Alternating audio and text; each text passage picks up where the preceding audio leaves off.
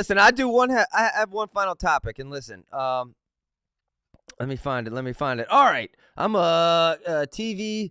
I watch a lot of TV, folks, and it takes a lot for me to actually watch something. And this past weekend, if you haven't watched it, folks, The Duel. Mark Bader, I think it's Mark Bader and Jim Gibbons who direct this. But, let me tell you something. It's 6 episodes and roughly 6 hours of content. I binge watched it from start to finish. And it's so good. It's a documentary about the 1986 dual meet between Iowa and Iowa State. Dan Gable and Jim Gibbons were the two head coaches. Iowa was number one and running like a 8-10 year ripping off championship streaks. Iowa State came in. They had just gotten beaten earlier in the year, but Iowa State had big dogs, and they had hungry dogs. And it's literally the whole story of it, and then a little bit of the aftermath. And it's a whole history of before stuff that happened before I was born, and a perspective and an insight. But here's the biggest thing. So it's a fascinating watch. I would encourage everyone to watch it. So well done.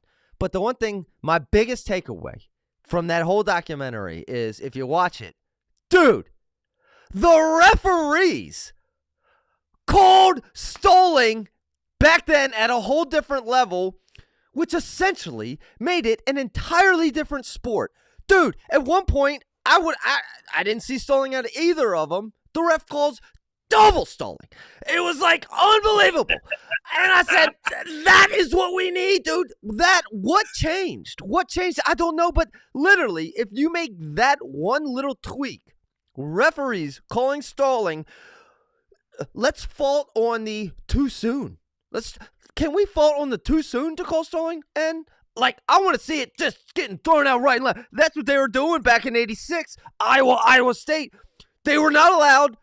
Dude, they would be working, but at one time he said, you're working like horizontal or something. You're not working right. Yeah. And it was like stalling. And I said, wow, like what? Dude, this is crazy. Yeah. I love it.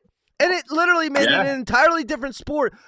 Those kids had to wrestle every second of every match. There was no stalling. And, I mean, go watch The Duel, because then not only that, they have interviews with guys on both sides, and it's just fascinating, dude. And if you're a wrestling enthusiast, that's an absolute must-watch. Shout out Mark Bader and FloWrestling and Jim Gibbons and Dan Gable.